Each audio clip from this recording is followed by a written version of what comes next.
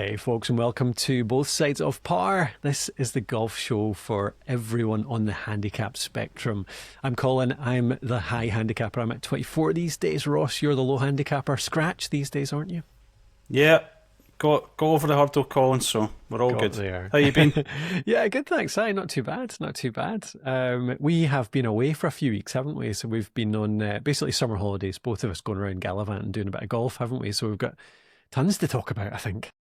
Yeah, all around Scotland as well, so I managed to get up to Scotland, which was nice, and you were doing some golfing around Scotland as well, so Yeah. it's tied in quite nicely for this summer. Weirdly, we can talk a bit about this, but I've golfed from almost from top to bottom in the last few weeks. There you go. I played at Gatehouse as an example, which is right on the south coast, and I played at Dornoch as well, Royal Dornoch, which is almost at the north, not quite. I did have a look at Thurso Golf Course, which must have a claim for one of the most northerly courses in the whole Yeah. the whole planet, not planet, the whole country. But yeah, definitely top to bottom. But yeah, let's get into it. Is We've got a Gatehouse near, I'll just ask a quick question, is Gatehouse yeah. near the southernmost tip of Scotland? Is that It's the point of close, that one? yeah. Gatehouse Right, is okay. on the southwest Scottish coast, and it's very close to the coast. Actually, do you know what? I played Kipford as well, which is a wee 9-holer. We'll come back to Right. these, won't we, Ross? We've got Yeah. we've got a bunch of course guides to do over the next few weeks, so we'll come back to these in more depth. But I played Kipford too, which is a lovely wee 9-hole, and it's right on the coast, so it's probably even further south than Gatehouse actually. There you go. Perfect. But yeah, we'll come back to them. A wee southwest guide. But yeah, we've got a bunch of things for today. We are going to get into Dornoch for sure, Golspie as well. We both played that. We've got some wedge drills and some chip and practice stuff to get into too, don't we? Some tips around practicing that you were giving me based on a video I sent that you gave me a good critique, which is very much appreciated, Ross. Yeah, I've got the Slagging same off my challenges, chipping, but same yeah, things to yeah. work through, so happy to help. Indeed. I've got a bit of gear. I bought a new rangefinder as well. Ooh, and nice.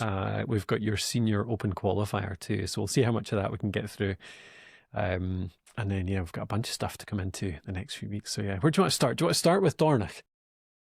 Why not? Because we were both there. We almost overlapped, of course, as well. So Yeah. yeah. We passed on the road, I think, at one point. I drove past when you were, I think you were in, well, I can't remember now, but yeah, I picked up Yeah, a wedge. probably yeah, the did, wedge. actually. I need to say Yeah. thanks for the wedge as well.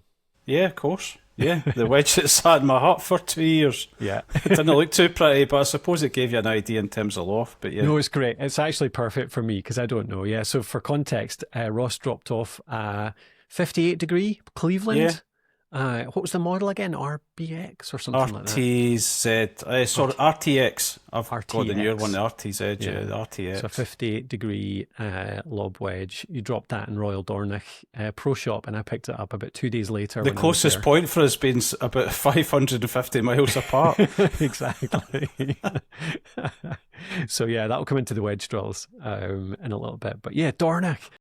So you played there with what was it, director of golf, your friend up there? Is that right? He's the director of golf at Brora now, but it was at Dornoch for a long, long time. He was at Dornoch for 23 years.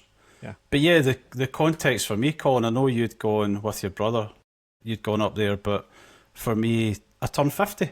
So I wanted to do a little trip up to Dornoch because I just loved the place last year, and I'd booked a round on Golspie actually, but managed to get out on Dornoch, so managed to play Royal Dornoch in the morning pretty early. Really enjoyed it. But I guess what we could talk about today is just those first impressions of seeing the clubhouse and then seeing, I think the third hole's the one where you start to get a real feel for the golf course. So what was it like for you just seeing the clubhouse when you first got there? I mean, my experience of Dornoch has been bits and pieces because I've lived up here for 5 years now, obviously. So we've spent a bit of time in Dornoch, the village. I got married in Dornoch, actually, 12, 13 years ago. Didn't realise that. There you go. Know. Yeah, so my wife from Inverness, and so I got married in Dornoch Cathedral because it's just a really nice spot nearby the city that my wife was brought up. So I know Dornoch fairly well as a village, and we've gone by the course many a time, like back when I wasn't playing still. So I've been by the old clubhouse, seen the kind of the old space before it even really took off, like before it really came to prominence the last 5, 6, 7 years. So it's been really nice to watch it actually take off and then watch the clubhouse get rebuilt as well. That new clubhouse is just spectacular, though. It's just ridiculous, isn't it? It's like this. Yeah. It's kind of controversial, isn't it, Ross? Like, it's a lot of the locals say it doesn't really fit in. It's very modern. It's all big sandstone facades. It's definitely non-traditional construction, isn't it? It's a funny shape in many ways. It's got a bit of Minecraft about it, I have to say, in terms of shape. And I think what's nice though is the colour of it works. Yeah. I think that's the thing, and that'll soften as well. And I think as the colour softens, it's a nice colour, but it's quite distinct compared to what it was before, and it sits out on the crop of the hill there. Yeah. But I think once that colour fades a little bit, it'll blend in really nicely. The funny thing was, we were driving back from Tain one day and I could see it. I didn't realise, but you can actually see the Dornoch clubhouse all the way from Tain. Yeah, so, really? Yeah, it's quite imposing on the landscape. I think it's a good point. I never thought about that, the weathering of it. You're right. It's very brand new and shiny and orange right now. But you're right. It'll age and it'll kind of blend in maybe a bit more. But the facilities inside are just so amazing. Like, we walked into so the context for me was I was there for a foursomes competition. Me and my brother got in the ballot, got to enter. So we got the full experience using the changing rooms, through the pro shop, all the registrations, all that kind of stuff, food afterwards. And you walk up into that restaurant and just look out. There's a huge like floor to ceiling window, isn't there? Like, how do you like that view south to Tain, actually? Yeah, no, I think it's great. And I was just going to highlight, Colin, it was one that we talked about on the pod as an open, as a great opportunity to play a brilliant golf course, and that's something that you did with Bruce. So just brilliant in terms of it's a reduced green fee compared to the regular green fee. And Dornoch have actually got quite a lot of them. But yeah, that first experience walking up the stairs is really magical. And I think the other thing for me is the footprint of the place. Mm-hmm. Like, you look at the footprint of the old clubhouse where it's been knocked down, and you look at the new one, and it's hilarious actually how much bigger it is. Because the old clubhouse didn't seem small. But when you go to the big one now, it's just incredible. Different and scale beautiful altogether. Views. Yeah, totally. Yeah, they've obviously decided they just want to build something that kind of puts a flag, to pardon the pun, into kind of their position in the golfing world, I suppose, isn't it? Like, they didn't think the old clubhouse was lovely. It was so traditional and kind of classic, but it definitely didn't reflect, I think, where they'd got to. So yeah, it was cool. It was like I think it was the changing rooms just got me. It was, you walk in there and it was just so kind of lush and kind of luxury feeling, and you walk around the corner and there's like a whole lounge inside the changing room, like two or three couches and a telly. Like, we were there when the Open was on, so there was people in the lounge, in the changing room, into the changing room, through the back of there and into the lounge in the changing room. People just like sitting around on the couches, like with their feet up, watching the Open. It was just kind of felt like your own living room close by. It was nice. Yeah, so it's giving you that relaxed space as well that is great in a clubhouse. You don't need to feel like you've got that formality, and it's to be fair, it's quite a relaxed clubhouse anyway. It is. But of course, you come in with your golf shoes on, you don't want to get your golf shoes changed, and you want to see the golf, you can just sit down for 10 minutes and tune in right away. Yeah. That was one of the things I loved about it, actually. So we got, because of the experience of doing a competition there, we met like the captain, all that kind of stuff, the presentation afterwards. And it's just really friendly. Like, there's no snootiness, there's no exclusivity. It's just really accessible. There was just a bunch of decent folk from around the country had entered and come up and just experiencing this place.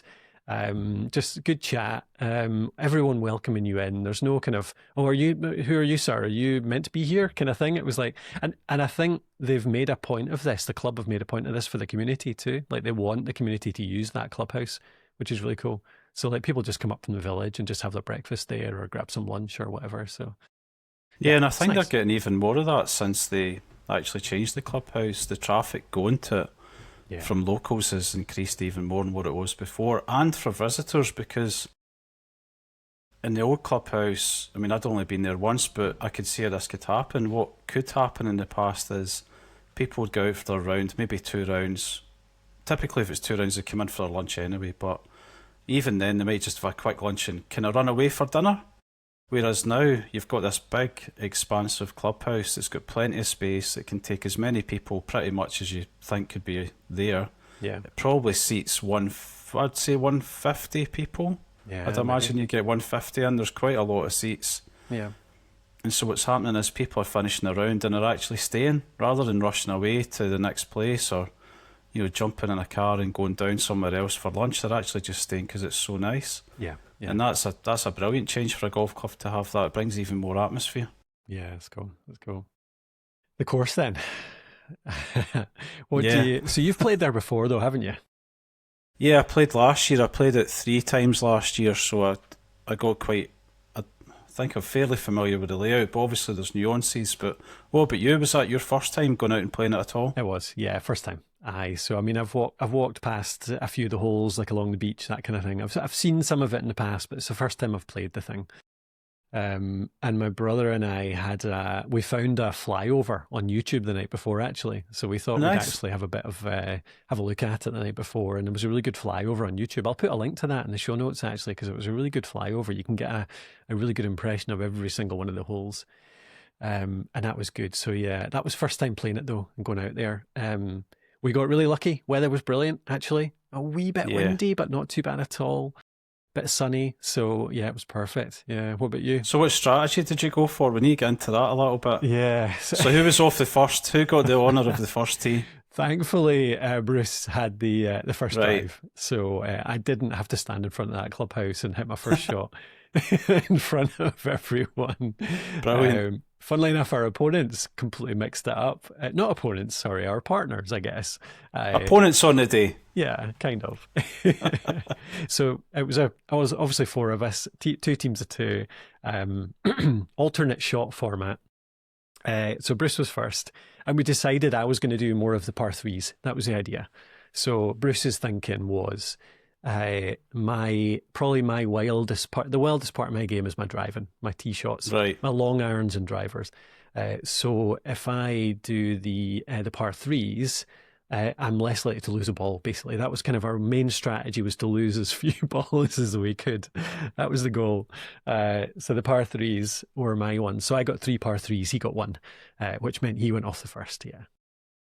Yeah, and that makes that, in a sense, that does make sense with some of the holes you're talking about on the evens. But yeah, what did you make of then your first tee shot, the second hole? Because I know what I think, but I'd love to hear what you thought going onto that second tee for the first time. I mean, it looks intimidating. It looks spectacular. It's this big, so it's a par 3, massive bunkers left and right, like higher than my head bunkers left and right. The sea off in the distance behind. Big upturned bunker, big upturned green, raised green with rolling off both sides. And you're standing there with a 5-iron. Yeah, I can't remember what I hit now actually, but yeah, it was something like that. What's your strategy on a hole like that? Did you go for the pin? I just try to get on the green, and I missed it as usual. So. Oh, certainly this year I missed it. It's such a tough looking golf hole. I mean, you get broken in quite nicely in the first hole.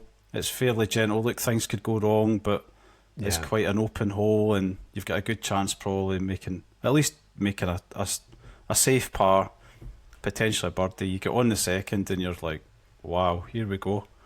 We're into the golf course here right away. There's no prisoners taking on that one. Well, you're making me feel worse, because we started all right. So Bruce put it down the middle. I put on the first, and I put one over the back of the green, but I was chipping over a bunker, and I kind of rolled through the green, and it was fine. He got on. I think we got a bogey, which is all right. We were playing for bogeys. We had a combined handicap of 18, so perfect. Playing for bogeys. Short hole. So yeah, not too bad on that one. And then on the second, I stood up, and it was only my second shot, obviously, so far. I think I'd putted and won a chip, and I stood up in the tee in front of these 2 people I didn't know, this course that was completely intimidating in the first place, and this hole that just looks doubly intimidating. And I made an utter hash of it. I just topped the ball straight off the tee into the rough, right in front of the tee. Brilliant. And Bruce and I had said to each other, like, no apologies. We're just going to play the best we can. There's no point. You said this ages ago too. There's Yeah. no point apologizing on these. And I was like, all right, here we go. There you go. So we joked about me basically putting Bruce in a position where he was going to get a lot of practice that he didn't normally get. A lot of scrambling practice. There you go. So that was his first one. He was in deep rough and he was on an angle, like 1 foot, about a foot above the other one, and trying to hit the green from about 100 yards in that kind of situation. Did it get it on? Nope, straight in one of those bunkers. You go. Chance to practice your bunker shots, Colin. Perfect. Yep. Straight in the bunker, hit the face higher than my head, pulled out your wedge, Ross.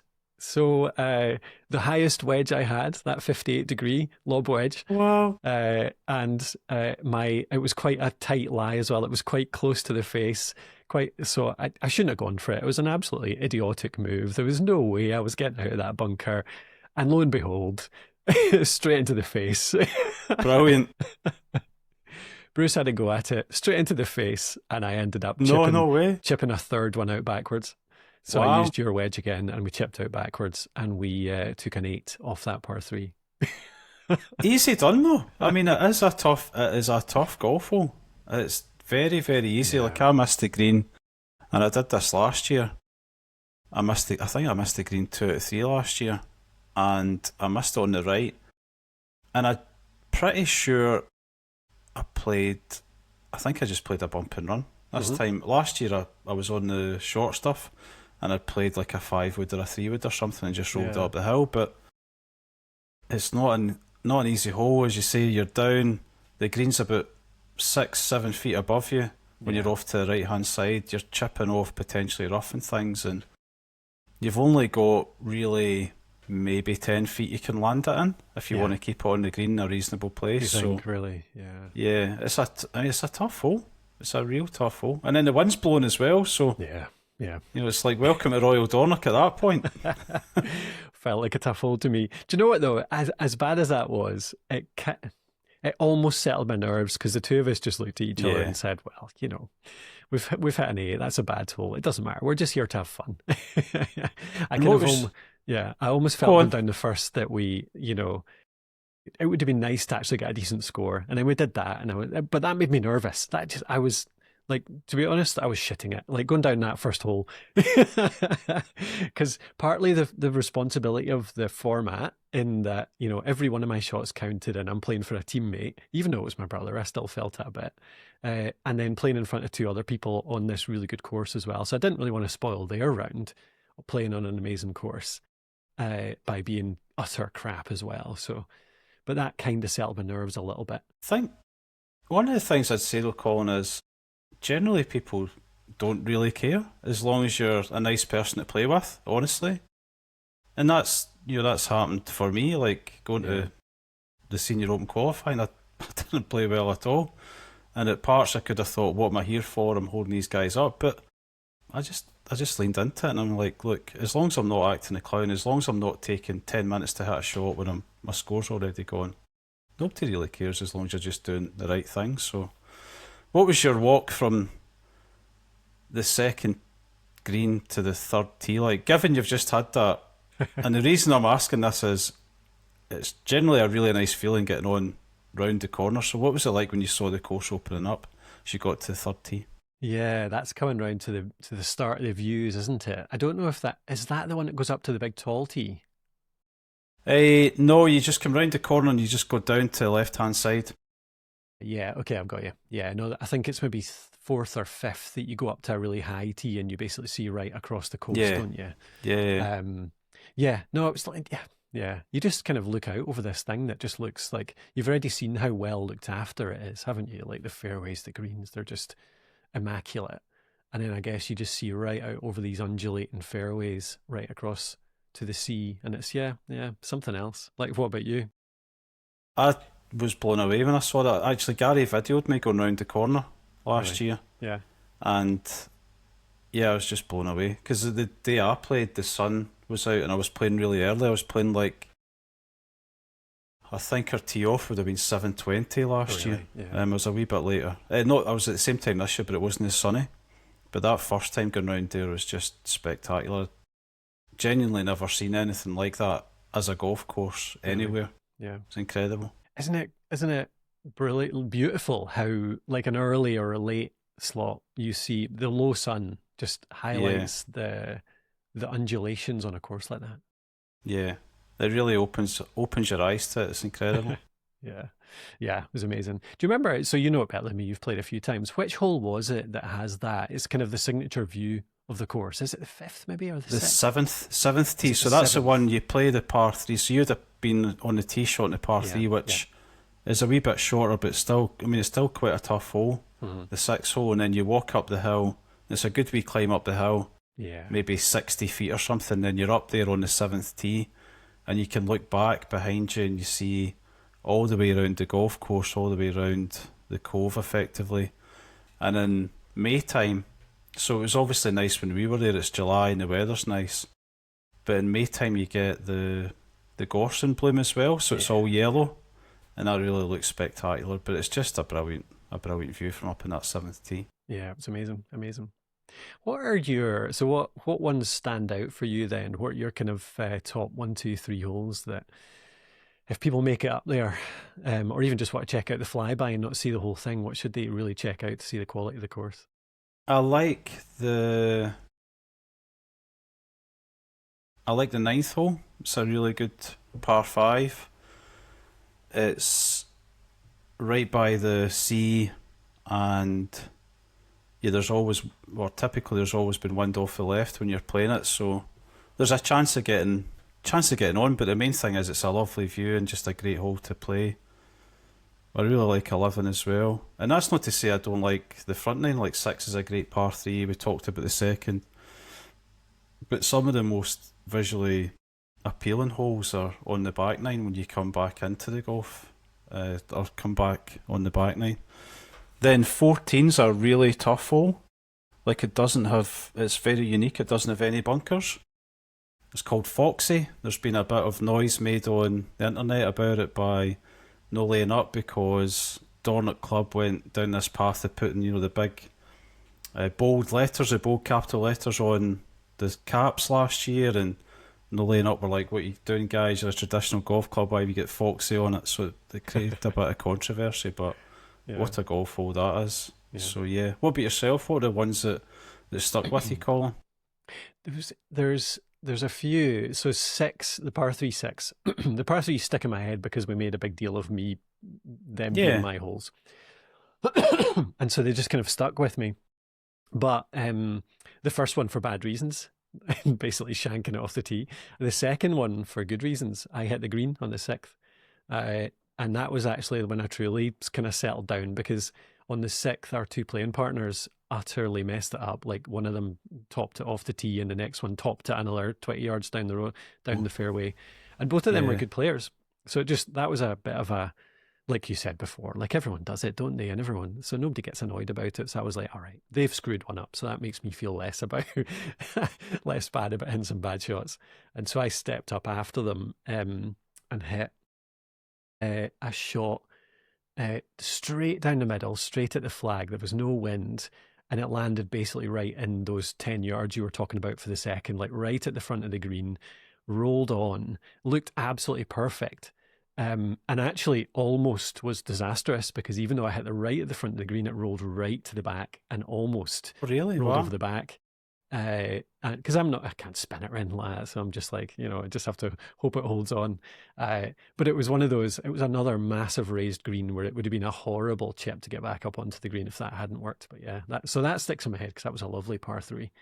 Yeah. And then actually, it was there was a series of holes, I think it was maybe 8, 9, 10, which come back a lot. You turn around and you come back along the coast. Yeah. There's the halfway house in the middle. You hit the coast basically on 8, I think. Yeah, you hit the coast right on the 8th hole. That's it, and then the 9th comes back along the coast, starting to get towards the clubhouse. Absolutely. And then so the 9th is along the coast. And then there's a wee par 3 right at the halfway house, which was quite a nice good hole as well. And again, a tough green. It's only 140 yards. You miss that green, you've got a really interesting chip, let me tell you. Yeah, totally. Yeah, and I did all right. I didn't hit the green on that one, I don't think, but I think I was close, and it was an easy enough chip up from there. And then the one after that, to 11, I think, was just continuing along the coast, I believe. And that series just stuck in my head as a kind of a lovely set of holes. And then the other ones that stuck in my head, what do you think of the ones that were, there's 2 holes which are almost split fairways, because they drop down almost a sheer precipice. You can't see the green on either of them. You're aiming at a stick, a post, a mast in the middle, and basically there's a 2-level fairway. You've got one fairway that goes about halfway, drops down a big rough decline, and then you've got the next fairway down the other side. So you're kind of like, it's almost a hit and hope. 8 and 17. Is that right? The 8th, I'm not sure that one is set up as well as it could be. Like, it's, once you get to the top of the hill, it's a great shot in, very visually appealing once you're at the top of the hill, but I think if you're not playing it a lot and you go along as a visitor, it's really tough to know where you're going. Even if somebody tells you the line, like, you're really struggling to figure out, where should I really hit this? So that one, I'm certain that could have a better routing for you if you were a visitor. So I don't know if they'd need to move like the green I think the green tees, like the casual tee. Obviously the medal tees is going to be the tougher tees, that's fine, right? But I think if I was a casual visitor, I'd really want to have something where it's not the hole's easy, but I'm clear on where I'm going. And then 17, I know it fairly well now. 8 I hadn't really remembered, because it's just, there's a lot more there. 17's fairly straightforward, I felt, where you're just kind of aiming down the middle and it'll take it down to the right hand side and it's fine.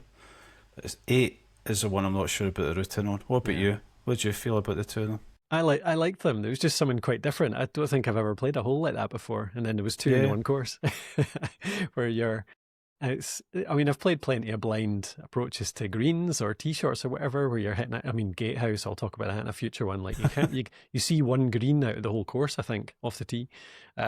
So I played ones like that, but it was the whole drop. It was the fact that you've got 2 separate fairways almost, and the second fairway doesn't necessarily point the same way as the first as well. And so you're just like, you're taking a recommendation and trusting it, really. We had the advantage that Bruce had a caddy the first time he played it. So the caddy had given him a lot of good tips on these. So he was given some good advice around where the caddy had basically passing on the caddy's advice. So we had a few tips that way. But I thought 17 was great, actually. And we were doing a lot better in the second 9 too. So I was feeling good at that point. My driver was actually working, Ross. I actually hit the driver. There you go. Yeah.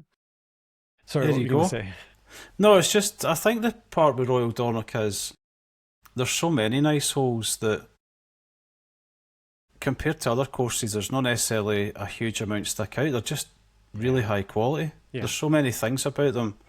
And the architecture nerds just, they love it because they've got raised greens, they've got slopes and runoffs, and I don't necessarily spot all of that. I'm more look at the view here, and look at this tee shot. This is really cool because I'm seeing a view, and I get a little bit of the architecture stuff, but I think there's so many good golf holes on it. Like the par 3s as a set are fantastic.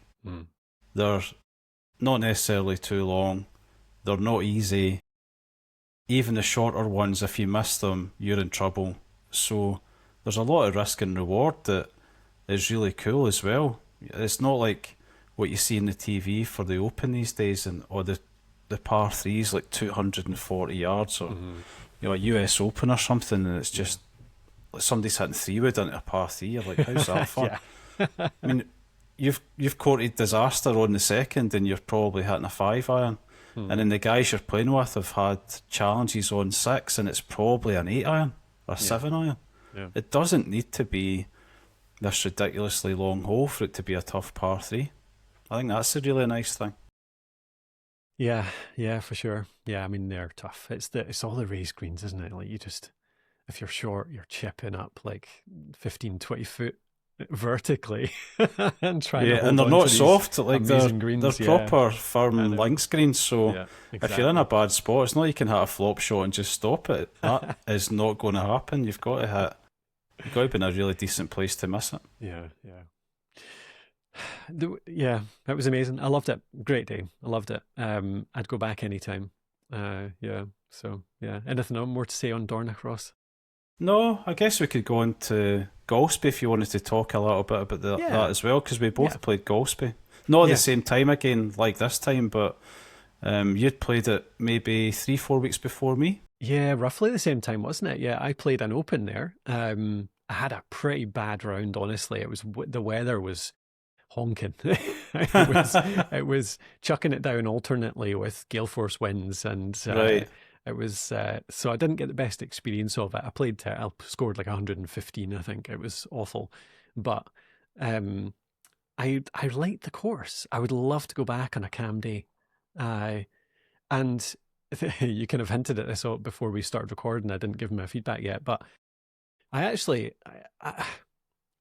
my amateur view, I felt like I enjoyed Golspie as a course as much as Dornoch. Yeah. I didn't enjoy the day as much because it was just more. There was different stuff around the day, and there's a different experience going to somewhere like Dornoch too. But the course alone, I'm not sure my high handicap self could tell the difference in terms of quality, because I thought Golspie was a great quality course. I felt like it was really interesting. I felt there was so much variety there, so well looked after. But I don't know. What was your view? Did you? I really enjoyed it, and I Yeah. found it visually intimidating as well off a lot of the tees. So I played with Gary, he beat me again, as usual. I found out the only way to play up there and not get beat is to not have Gary with me, so that's the only way I've worked that out. But yeah, Golspie I really enjoyed, and like the third hole was where I had the first kind of look at it, and I thought, where am I hitting this? I don't know where I can be safe. And actually, once it's really interesting how well, whether it's intention or is how it's worked out for people designing the golf course, and we'll give them the credit. Once you walk up onto the fairway, you're like, God, there's loads of space up here. But when you're standing on the tees and you're seeing it's almost like seagrass, and it's really thick. Not out of bounds actually. It's effectively a water hazard. They made it, or a penalty area, I think they call it now, up the left hand side with the beach. So just visually, I'm looking at the third tee, thinking, what am I doing here? Had a terrible drive, lost the ball, and then I walked up. I'm like, God, there's loads of space. This is crazy what you do. And that happens so many times. And there's brilliant par threes, there's tough par fours, there's simple par fours that gives you a chance. There's par fives that are really quite challenging. There's par fives that are relatively straightforward.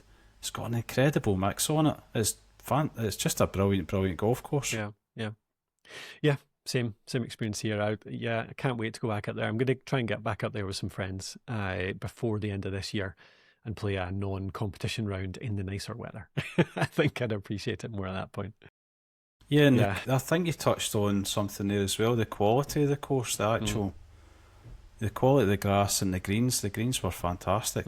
I think all the greens up there at the moment, certainly, they're all in just brilliant condition. You don't really see patches or anything like that. The greens are just running really true. It's lovely. You're absolutely right. I think the competition and we played in was almost on the point of being called off because of the combination of the wind and great greens, as in the balls were almost blown away. Still moving. Yeah. But yeah, there was a par three that really sticks in my head, partly because of the wind, to be honest. But it was also just a really nice looking 16. hole. There's 2 par threes back to back. Was it the 16th, the first one? It was the one where the tee is practically on the beach and you're playing directly away from the sea into a bowl. Right, that's I think that's 6. It was. I feel like it was earlier. Yeah, it was early-ish. Aye. Yeah. And you're playing into it like it's 5 or 6. It's almost a classic links view because you're playing into this big bowl, which is almost like a green nestled in a sand dune with the waving golden grass all around it. Does that make sense? Would that be 6, do you think? Yeah. Yeah, you're hitting away you're right, you're hitting away from the beach. I think it's certainly early on. It's 5 or 6. Yeah. Brilliant golf hole. Well, that hole, I think, from my memory, it was about 150 yards. Quite a short That's one. right, yeah. 150, 160. So it should have been 8, 9 iron. 150, 8 iron. Yeah. But the wind was directly offshore. Wow. Gale force. And one of the guys I was playing with, a good player, like a low single figures, hit a driver off that tee at 150 yards. Wow. And still didn't make it to the green. It was downwind when I played it. I think I hit 9 or wedge. Yep. Yeah, totally. I hit a 7 and hit it really low. Like I hit a proper Yeah. punch shot, just basically rolled it right down the center. And I just missed the green actually at that, just like completely took the wind out of it. But yeah, that was pretty nasty. Yeah, even I think it's the hole after that is a short par 4 as well, and it's not long, and it's pretty visually intimidating. Then I had a terrible drive again. Gary slapped it on the green, and then I hit a chip shot, which, as it turned out, he said, "Oh, that's like 6 inches for being perfect." And I'm looking at this chip shot, thinking it was horrendous. And I walked up, and the front of the green's got quite a slope on it. So literally, it's like a bowl, but then a back shelf on the back of the green. So if you go big up the top of the back shelf, you've got this unbelievably fast putt, which Gary had. And then for me, if my ball had honestly rolled probably maybe even 3 inches, it'd have been on the green and probably gone really, really close. So I literally tapped this little putt, moved it hardly anything, that rolled down the hill and went close. It just did that little bit of something different, you know, compared to the flat greens that you typically see in most courses. It was really well thought out. Sheesh, yeah. Yeah, the design side of both of those, I think, Dornoch and Golspie is pretty spectacular. Bruce was trying to guide me through some of it. He's really into the architecture and design side of things, Right. partly because he grew up like watching my dad build golf courses, and he paid more attention than I did.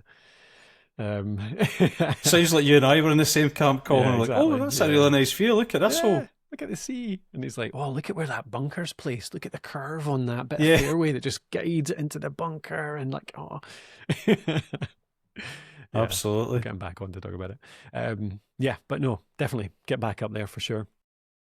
All right. Anything else on Golspie? No, now? I think we're good there. No, it's just it's a good recommendation for people, isn't it? Go and look at the opens. Yep. Go and look for those opportunities to get up to those courses and save yourself a bit of money on the green fees. Really For good sure. options. And we'll tease the other one. We'll talk about it in future, but Brora is right in between them as well. And you played that then. Yeah, I've got a bold statement on Brora. I'll tease the listeners with this. I think it might be the best natural links course I've ever played in my life. Oh, interesting. Okay. Yeah, it's Well, awesome. well, that makes me look forward to playing it even more. I'm going to try and get up there before the end of this season. Yeah, it's and then worth we can it. talk about it properly. Absolutely worth it.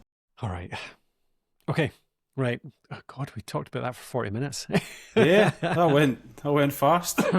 I'd love to get some feedback, actually. Do you know what, Ross? I'm going to put a little request in at the start of this episode as well, because I really enjoy talking about these course visits. I think you do too. I'm curious how interesting they are to listen to from people that haven't been before. I think there could be an argument that they're good, like to hear about these places. But another that if you've not been, maybe they're not. So tell us, if you're out there listening, let us know whether these kind of reports are good, or interesting, or worth listening to, how much time we should spend on them, because we've got plenty more of these if you want them.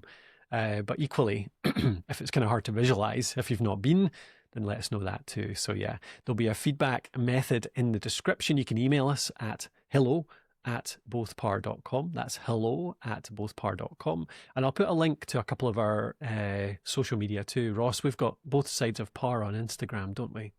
Yeah, I have both sides of par.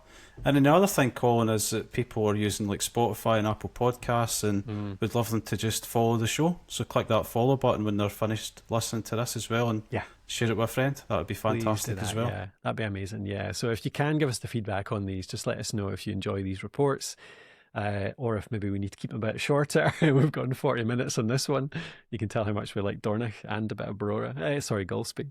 But yeah, let us know. I'll put a wee request in at the start of the episode too, so you probably heard a very brief one of this at the very start too, but that'd be great to hear from you. Right.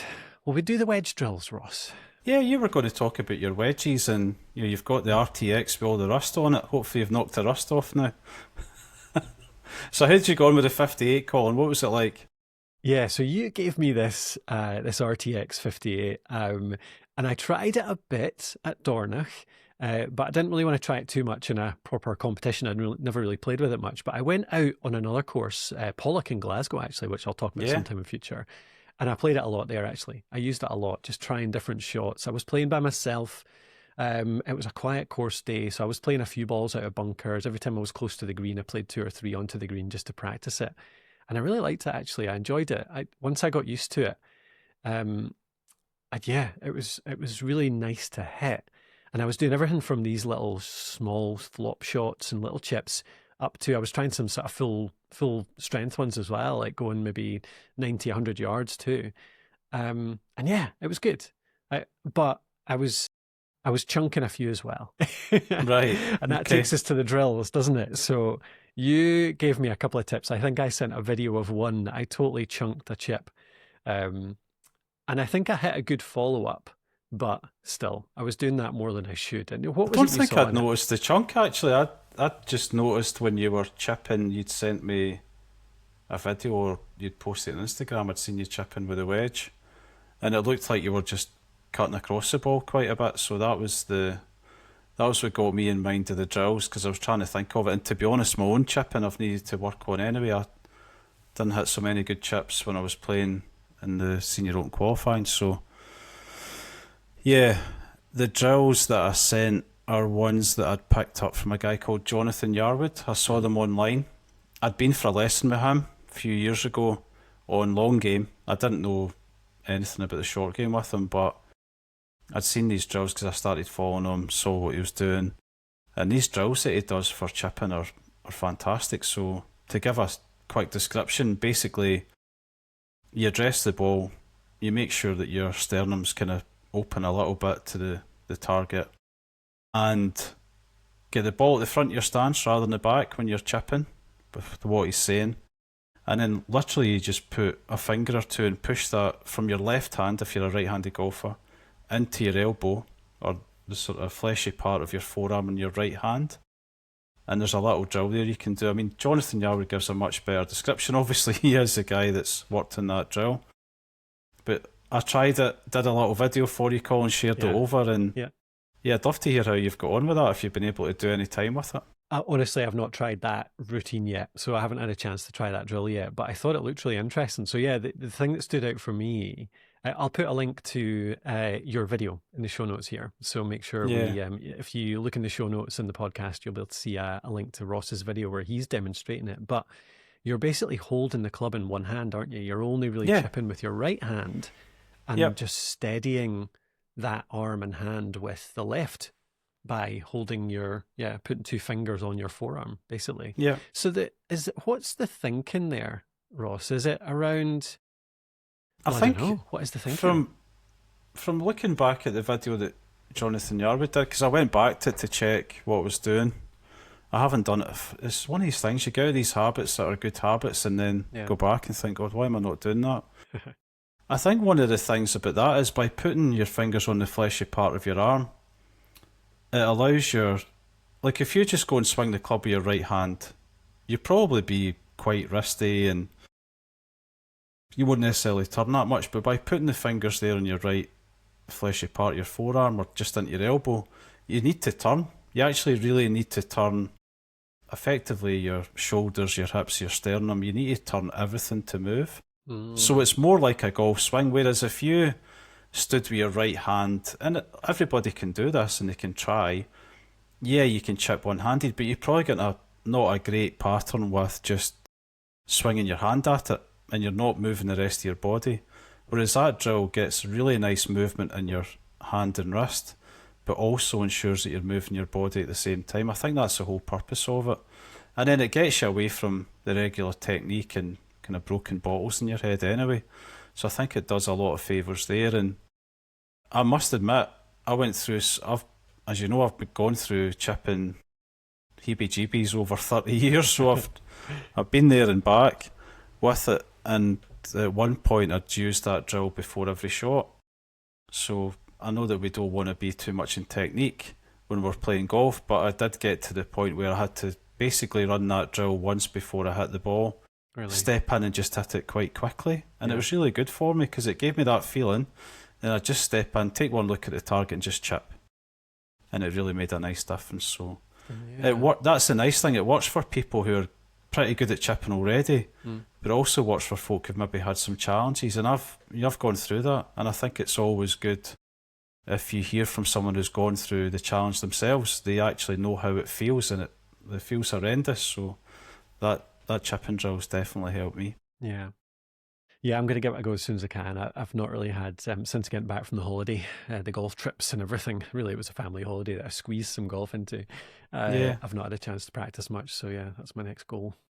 But yeah, so a lot of it's around the turning your body properly. And you said, like, I think your comment on my stroke was I need to be much more aiming the club towards the flag as well. Is that right? Like just getting more of a straight line, which I suppose the turn helps with.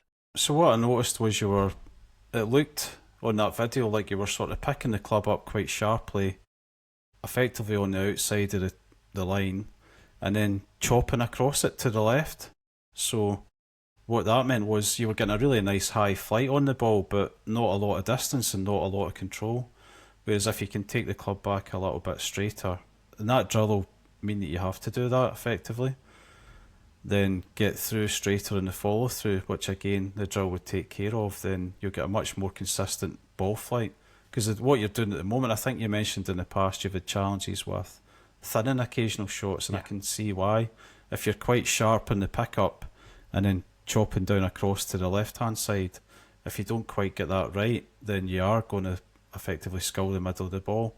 Whereas if you're taking it back in a less aggressive angle, you should be sweeping through a little bit easier, still with hitting down a little bit, which you want your chipping, but you should be then coming through straighter to the target, which should help you out a little bit in terms of, one, your strike, and two, the consistency as well. Yeah, cool. Okay, yeah, I'll give that a go. All right, perfect. All right, hopefully one of you out there can try it as well. We'll put, again, links to the video that Ross demonstrating this drill in the show notes, so if you want to go and try it, you can have a look at that as the demo. Yeah, absolutely. All right. Should we do the Open, Ross? Finish up. Do the Open to get us out here, Colin. Yep, we've got one, as always. I think we've done one every week for most of the weeks apart from the winter. But we've got a Gents Open at Cathkin Braes Golf Club, a place where I've played a lot as a kid, actually, and then in my adult life. Really nice golf club between East Kilbride and Rutherglen. So not far from the M74 and East Kilbride bypass, really pretty easy to get to. Generally, there's a little sort of, I call it a B road you have to go up. You need to watch for the entrance to the clubhouse, so anybody who does go there, be very mindful that you will come up very quickly to the golf course and then have to hang a sharp left. But other than that, there's an Open on Sunday the 6th of August, Sunday the 6th of September, at Cathkin Braes. It's £25 to enter. There's tee times available, and I can see them here: 9:52, 10:40, 10:56. There's a whole raft of tee times in the afternoon. Brilliant golf course, James Braid design, always in great condition, and I played it this year and it was really good. Played with my brother who's a member there, so certainly worth getting there and having a game at Cathkin Braes for only £25. Excellent. Sounds good. I saw that one on the way by, actually, when I was in Glasgow. I was looking for places to play, ended up playing at Pollock, but Cathkin Braes popped up as an option. So, yeah. Yeah, I've been playing it for 35 years or something now, on and off. So, really, really good course. Greens are nice. It's got a kind of interesting layout. It's almost, I think you'd say it's like a heathland golf course. So, yeah, really good place to play. All right, perfect. Thanks, Ross. And out there listening, if you're out there listening, which you are, because you're listening, please do follow along.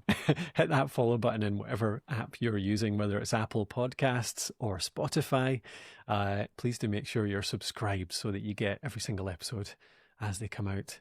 And again, we'd love to hear that feedback. hello@bothpar.com. hello@bothpar.com is the email address. Get in touch and let us know whether you like this format, whether you like those. The question for this week is those course reports. Do you like that as a format, or is there anything we can do to improve that? All right. Cheers, Ross. Hopefully we get a bit of golf in over the next week. When there's not absolutely. Too bad up here. Definitely will. Plenty coming up. Cheers, Colin. All right. Talk to you soon. Thank Cheers. you.